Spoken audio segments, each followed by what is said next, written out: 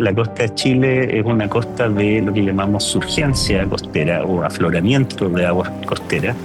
Y son aguas profundas, frías, ricas en nutrientes que están aflorando gracias a esta combinación de que el viento sopla de ciertas formas, que la costa está en una cierta ubicación con respecto al viento, y por el efecto combinado del viento y la rotación de la Tierra, entonces ascienden estas aguas muy frías y que fertilizan la parte iluminada del océano, donde se da la productividad del fitoplancton. Entonces, es por eso que las principales pesquerías de sardina, anchoveta, jureles, merluza, está en esa zona del mundo y no en otras. Chile es un país que tenía, digamos, una estacionalidad muy clara. El Sí. fitoplancton prosperaba, digamos, en primavera-verano por la surgencia. Y durante la época estival, entonces teníamos estas floraciones tremendas de algas, mucha productividad, y eso era la base para el 10% de la pesca mundial que sustentamos nosotros con el sur del Perú. Ahora, lo que ha ocurrido es que hay un desplazamiento de esta estacionalidad hacia blooms de invierno, estas floraciones de invierno en el sur de Chile. Desde el punto de vista de la cadena trófica hacia arriba, afecta el reclutamiento de los recursos, el asentamiento de los moluscos, y en realidad afecta también la distribución y los nichos ecológicos de los peces que estamos pescando. ¿Ya? Entonces estamos viendo también que las aguas, digamos, que son propias de aquí y que tienen estas características media raras de tener poco oxígeno, Sí. que son tan propias de la región del Biobío, se están extendiendo hacia el sur. Nosotros las teníamos contabilizadas hasta más o menos 37 y medio grados sur, y hoy día vemos que ya existe una señal muy clara hasta la región de Chiloé. Claro, En y Patagonia, por otro lado, tenemos la parte del equilibrio hídrico. Ya está lloviendo donde antes estaba nevando, hay más río atmosférico, y eso afecta el balance de los nutrientes para el fitoplancton. Y entonces tenemos blooms donde antes no había, o cuando antes no había, y eso, digamos, esa como descuadre del calendario del fitoplancton está afectando el balance trófico por todos lados. Si bien el planeta completo se está calentando y el océano completo se está calentando, la costa de Chile en los últimos 40 años se ha enfriado. Y eso es porque se ha intensificado este acarreo de agua profunda, fría, hacia la superficie. Ha tenido efectos positivos, pero al mismo tiempo esas aguas profundas ricas en nutrientes son aguas muy pobres en oxígeno.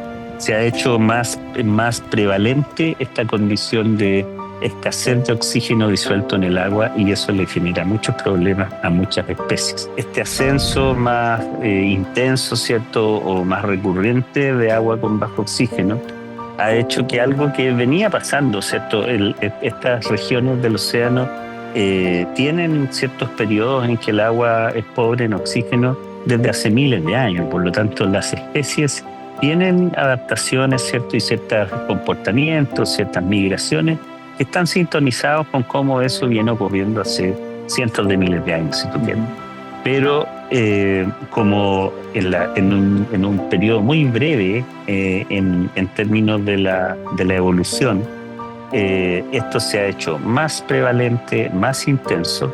Entonces las especies siguen desovando en la época en que siempre lo han hecho, siguen migrando con las aguas donde siempre han migrado.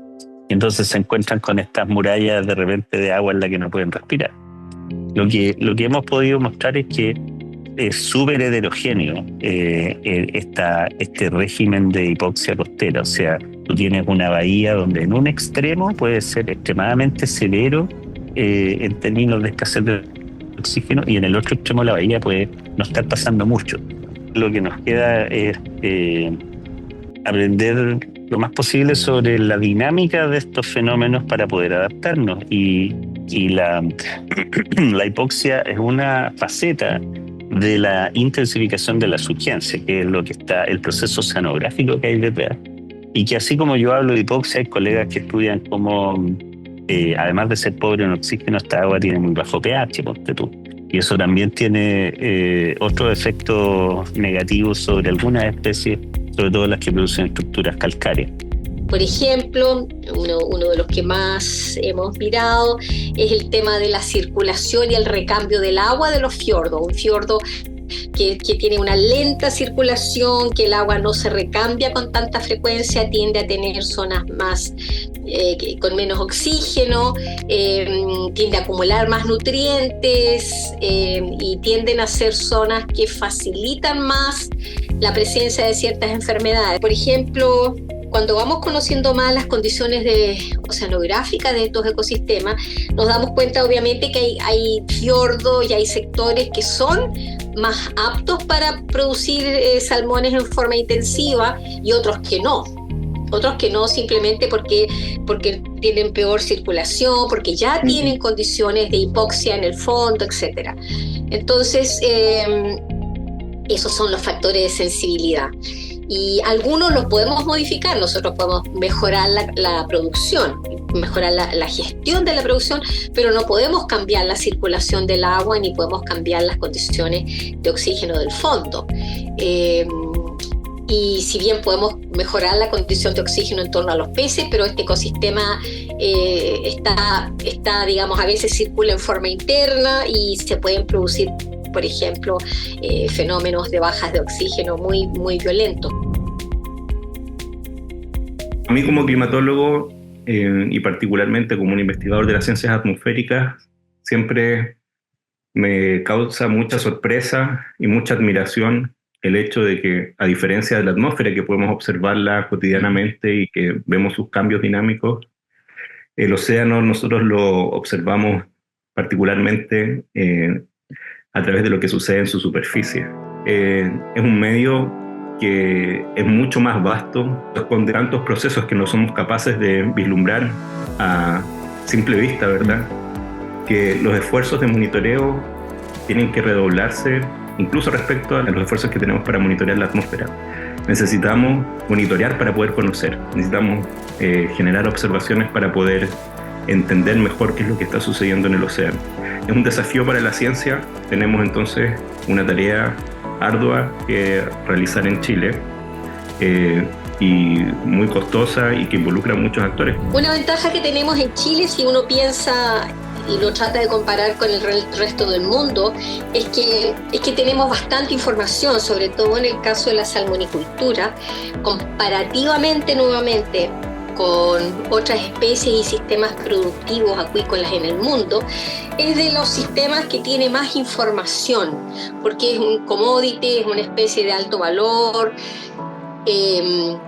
Obviamente, la manera en que se cultiva tiene riesgos, ¿no es cierto? Tiene riesgos sanitarios y riesgos ambientales. Quizás una cosa interesante de mencionar es que, dado que existe la salmonicultura, la inversión en investigación y en los esfuerzos de investigación y monitoreo en los mares interiores del sur de Chile, ¿no es cierto?, en la costa chilena, pero especialmente de la 10ª Regional Sur, es muy grande, digamos. Yo siempre me pregunto, si no existiera la industria acuícola, probablemente no conoceríamos lo que conocemos hoy día de la situación ambiental de estos fiordos, ¿no? Así que eso por un lado es una ventaja. Por otro lado, no conocemos suficiente. No sabemos, y mi jefe siempre dice, lo peor del caso es que no sabemos lo que no sabemos. No sabemos qué cosa puede ocurrir de repente que no podemos predecir, digamos. Y obviamente la acuicultura como sistema productivo está bastante expuesta a lo que ocurre en el ambiente, sobre todo cuando cultivamos en sistemas abiertos. Justamente una de las cosas que hemos tratado de hacer en el COPA es poder generar esta información, como medir, tomarle el pulso al océano para saber cómo estamos en el presente. Tenemos algo de información en el pasado, pero aquí vamos viendo cómo va cambiando el asunto. O sea, cambio en cualquier tipo de estas condiciones oceanográficas que se pueden atribuir a cambio climático o a otros procesos que pueden ir cambiando. Necesitamos medirlo. Si no tenemos medición, no podemos saber cómo cambia. Bueno, uno de los grandes problemas que tenemos cuando medimos el océano poder mantener mediciones a largo plazo. ¿Ya? Entonces estamos muy limitados, ya sea por presupuesto, por personal, porque ponemos boyas oceanográficas que son, o sea, pescadores, otros barcos, las dañan. Entonces cuesta mucho mantener cualquier cosa que tú pongas en el mar. Estamos tratando de entender cómo, en el caso de los ríos atmosféricos, producen cambios en las condiciones promedio del océano. Y hemos detectado que el paso de estos ríos atmosféricos generan un cambio de gran escala en la atmósfera, ¿ya? Y eso conlleva a que haya un cambio de los patrones de viento. Y el viento es muy importante para el océano porque es uno de los forzantes principales de la parte superficial. Mi colega Carlos Molinet ha sido el líder en este tema de la captura de la semilla.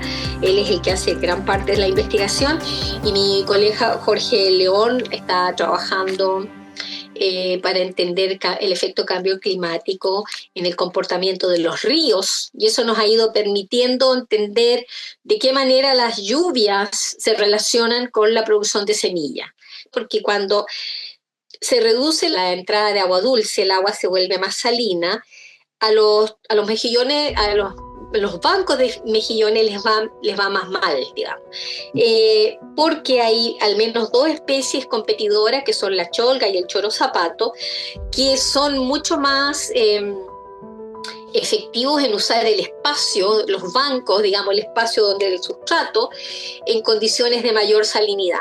Así que ese es un tema que estamos estudiando con mucha atención, de qué manera los cambios de salinidad afectan a los bancos y la producción de semillas.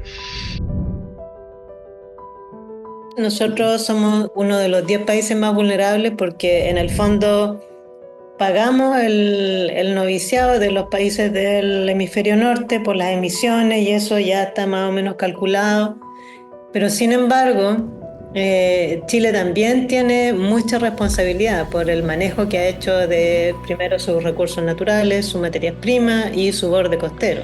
Entonces el estrés hídrico que hay por todos lados en Chile, ya de los ríos que llevan menos agua y todo, eso tiene un origen, por cierto, de oscilación natural, pero también hemos ayudado nosotros un montón cambiando el uso de suelo. Mayoritariamente la parte habitacional, la parte turística, han erosionado o han cambiado el uso de suelo de las playas y qué sé yo, y hay muchas playas que ahora están perdiendo del orden de 1 metro por año, que están construidas, entonces eso son pérdidas y tiene un impacto social, ¿ya? Claro. Y tiene un impacto en la seguridad de las personas.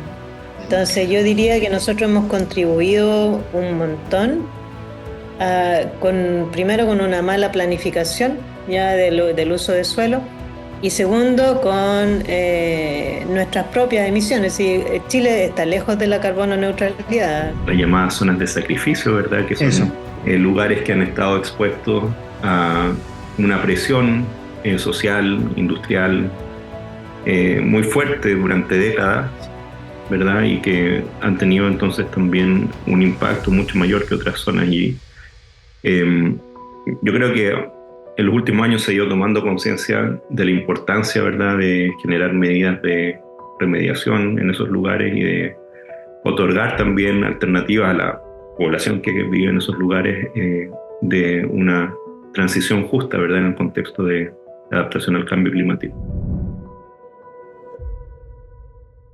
La inacción solamente va a generar mayor costos. Son un concepto que se habla en relación al cambio climático, los costos asociados con la inacción. Tenemos que ir preparando y eso implica coordinar, colaborar y quizás más importante tiene que ver de asegurar el buen estado de nuestras pesquerías y el buen estado de nuestros ecosistemas marinos, acuáticos en general. Porque cuando están en buen estado son mucho más más resiliente hacia los cambios climáticos, y ese también va por las mismas comunidades. Si nosotros somos muy vulnerables en términos de recursos, no estamos preparados, también hace que somos muy vulnerables a eventos extremos. Toda la organización y las personas, no sé si la mayoría, pero hay suficientes personas que solamente piensan en cómo me afecta a mí, y lo que hay que ir construyendo es más proyectos en común, y ese proyectos en común que va cuidando el medio ambiente. Yo diría, si hay un mensaje central, me parece que es: sin la naturaleza, sin aire, sin agua, sin peces, no podemos sobrevivir, ¿cierto? Sin planeta. Como eso, tenemos que cuidar lo que tenemos, porque no hemos cuidado durante mucho tiempo, porque no sabíamos cómo nuestras acciones impactaban negativamente. Ahora sí, tenemos mucho más conocimiento sobre cómo nuestras acciones van impactando, pero también estamos mucho más expuestas a esos eventos extremos que puede destruir muchos años de trabajo así. Por eso tenemos que ir pensando en asegurar lo que tenemos y no solamente ir acumulando. Entonces, de a poco, a través de la innovación, se han ido encontrando formas de adaptación a algunos de los forzantes climáticos directos que pueden causar mortalidad o pérdida. Así que, bueno, en los sistemas de balsa jaula nosotros hemos estudiado los principales forzantes indirectos y directos, es decir, por ejemplo, el aumento de la temperatura del agua, o principalmente especialmente en la Patagonia Norte, en la región de los lagos, la reducción de las precipitaciones y entonces el incremento de la salinidad que se produce porque entra menos agua dulce a los fiordos, y esto ocurre principalmente en los veranos y en los otoños, y esto genera puede facilitar la aparición de otros forzantes que se transforman en amenazas directas, que por ejemplo es el caso de la frecuencia y extensión de floraciones algales nocivas, la FAN, y el incremento de parasitismo, como es la presencia del piojo del salmón y de las amebas que afectan las branquias, que se benefician en condiciones de mayor salinidad. También se puede producir un quiebre, una modificación en la haloclina, es decir, en la generación de una masa de agua superficial que es más dulce, o sea que tiene más agua dulce, y una más profunda que es más salina, y esta normalmente produce varios, o puede generar o disparar varios otros eventos, por ejemplo el tema de las mareas rojas, ¿no? de las floraciones algales nocivas. Y después de eso hacemos estimaciones de riesgo, y empezamos a proponer, esto ya he mencionado algunas de las formas de reducir los componentes del riesgo, y hay otras maneras, hay otras formas, hay otras aproximaciones de adaptación que también hemos mirado, que están más relacionadas con la innovación. Hoy día en Noruega ya se han diseñado balsas jaula de salmones que son totalmente sumergibles, y eso permite, por ejemplo, en el evento de un evento FAN, un evento de una floración algal nociva, que se mantenga, por ejemplo, los primeros 6 a 8 metros, uno podría bajar la jaula, hundirla, ¿no es cierto?, para evitar la exposición a esta amenaza. Obviamente, cuando uno hace eso también tiene que mirar los costos privados y los costos públicos.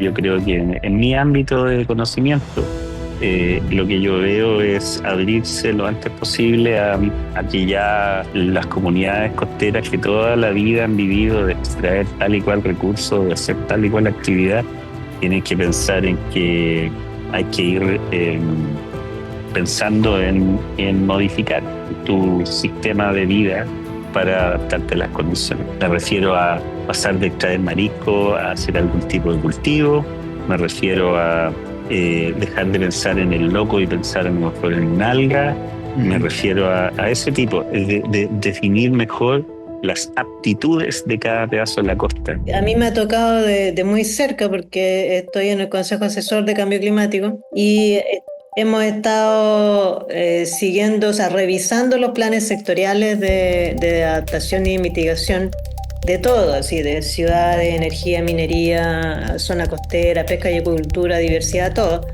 Las NDC también, entonces yo creo que lo que más preocupa, y ahí es donde un diplomado como este puede marcar una diferencia, lo que más preocupa es la implementación de estos planes, ¿ya? De la política climática a largo plazo, de la implementación de los planes regionales, de los planes comunales, ya yéndose más a la escala pequeñita. Sí. Entonces, la prioridad, yo pienso, para la gente que está en el servicio público, es hacer conversar a los distintos sectores. Que energía, por ejemplo, converse con transporte. Que pesca y acuicultura converse con biodiversidad y con turismo, por ejemplo. Entonces, ese es un desafío que no está ahora habilitado porque no hay un vacío de conocimiento de cómo hacer esa integración. ¿Ya? Los planes sectoriales muy separados, y la inquietud en el servicio público está de poder hacerlos conversar, porque a todas luces eso es lo que tenemos que hacer. Lo que necesitamos aquí es darle un énfasis al desarrollo tecnológico de soluciones, ¿ya? Soluciones a problemas. Y lo otro es la validación de datos, porque por norma ahora la industria acuícola tiene que sensorizar su centro de cultivo y generar datos, monitorear oxígeno y todo eso.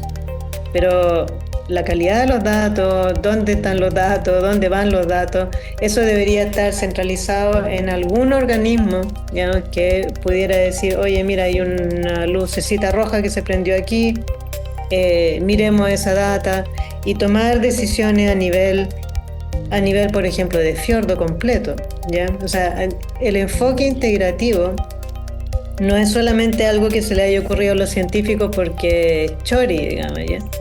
Yo creo que es absolutamente necesario por una mejor gestión.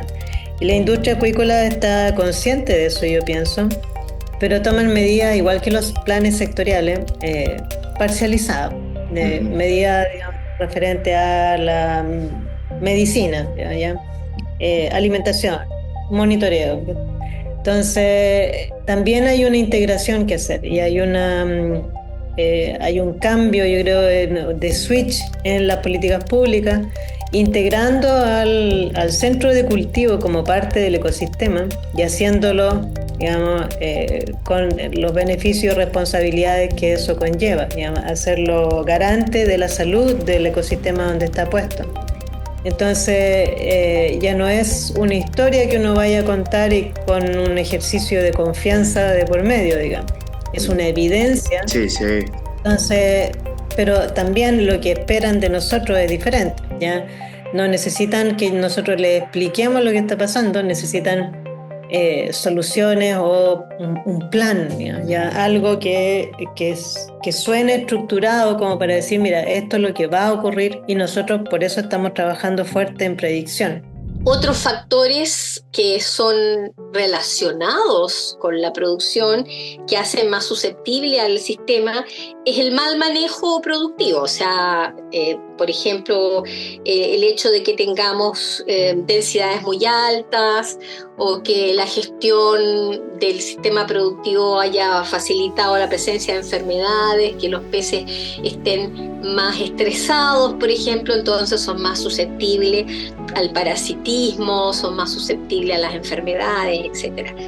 Así es que nosotros normalmente indicamos, ¿no es cierto?, y cuando hemos hecho estos estudios, que el primer paso hacia la adaptación frente al cambio climático es una mejor gestión de la producción, un mejor manejo. Por lo tanto, yo creo que ir formando a las personas, por ejemplo, a través de este diplomado, entregando información, sobre todo, más que entregar información, entregar formas de analizar el tema, porque la información va cambiando, ¿no? La información, vamos aprendiendo cosas nuevas. Entregar más bien herramientas para analizar el tema del riesgo frente al cambio climático y cómo nos aproximamos a la adaptación.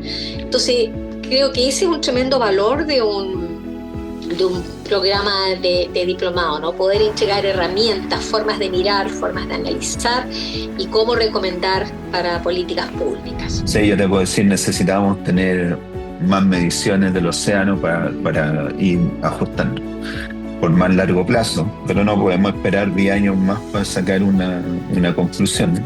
Exacto. Entonces una combinación de tener más información, mejorar nuestra capacidad predictiva de lo que va a pasar en el océano, pero para eso necesitamos también generar las capacidades técnicas y de recursos humanos que sean capaces de trabajar en esto, que no solamente son científicos. Entonces la decisión que se tome puede ser mejor fundamentada y hay como un conocimiento teórico, práctico detrás que pueda permitir una mejor toma de decisiones. La única forma de que nosotros podamos mitigar este fenómeno, ¿verdad?, es que a nivel internacional lleguemos a acuerdos diplomáticos sustanciales para que podamos entonces tener un cambio en la forma en que la humanidad se relaciona con su hogar, ¿verdad?, que es el planeta Tierra. Es de primera prioridad que todos los actores, estoy hablando a nivel individual ahora, de la sociedad chilena, tengamos el mejor conocimiento de este fenómeno, de las evidencias que existen, de la ciencia que hay detrás de eso, y que por lo tanto también abordemos esta problemática con los elementos científicos suficientes para poder mancomunadamente, ¿verdad?, como sociedad, tener una postura y tomar entonces definiciones respecto al futuro. Yo creo que es importante y es fundamental, es prioritario que por lo tanto el conocimiento científico sea difundido y sea manejado por la población para poder tomar entonces decisiones informadas. Y si bien tenemos un sistema que ha mostrado cierta resiliencia ante estas perturbaciones, que se ha podido recuperar, es importante que consideremos que hay algunas medidas que tienen que respetarse de todas formas. Es el caso, por ejemplo, concreto de las vedas que se establecen. Y en ese sentido es importante también encontrar, por ejemplo, medidas que puedan complementar las actividades actuales que tienen ciertas comunidades que son dependientes de especies muy singulares, por ejemplo, ¿verdad? Y generar entonces propuestas alternativas de sustento, propuestas complementarias y a veces de largo plazo también, para poder entonces garantizar esto que llamamos una transformación justa. Creo que es muy prioritario también que la academia tenga esa disposición, ¿verdad?, a conversar con los distintos actores y a escuchar otros medios de conocimiento que trasciendan solamente la ciencia. Pero insisto, el curso que nosotros vamos a hacer es un curso donde nosotros queremos dar a conocer la mejor evidencia científica que existe actualmente desde la ciencia, aquí en nuestro sector, ¿verdad?, la academia. Y creo que con cursos como este estamos contribuyendo a que eso se fortalezca y que ese sustento científico, ¿verdad?, sea un fundamento prioritario en la toma de decisiones. Para adaptar efectivamente al cambio climático necesitamos múltiples perspectivas, distintas disciplinas, de distintos territorios, distintos niveles de gobierno, y por eso le invitamos a una gran variedad de personas para que asuman el desafío para cursar el diplomado en adaptación al cambio climático en el sector pesca y acuicultura.